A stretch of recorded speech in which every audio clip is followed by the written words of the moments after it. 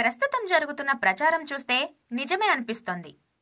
Corona జాతికి చెందిన ఒక ప్రమాదకర వైరస్పై చైనా ప్రయోగాలు చేస్తున్నట్లు ప్రచారం జరుగుతోంది.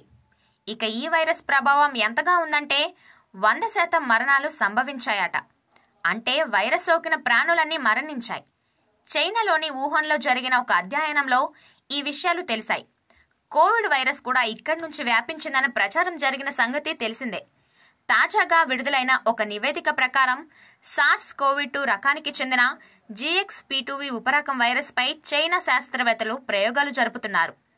ఇది కూడా కోవిడ్ రకానికి చెందినదే.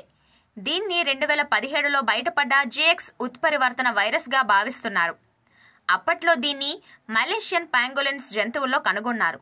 GXP2V ఉపరకం వైరస్ను పరిశోధకులు ఎలుకలపై ప్రయోగించారట.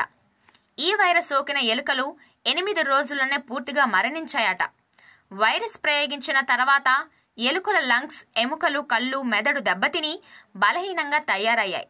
అనంతరం నడవలేని స్థితికి చేరి కొద్ది రోజుల్లోనే మరణించాయి.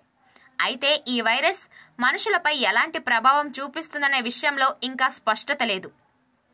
అయితే మనుషుల్లోనూ ఇలాంటి ప్రభావమే ఉండొచ్చని నిపుణులు అంచనా వేస్తున్నారు. దీంతో ఈ వైరస్ మనుషులకు సోకితే ప్రపంచానికి పెనుముప్పు సంభవించవచ్చని విశ్లేషకులు భావిస్తున్నారు. చైనా జరుపుతున్న ఈ ప్రయోగాలు ప్రస్తుతం ప్రపంచాన్ని వణికిస్తున్నాయి.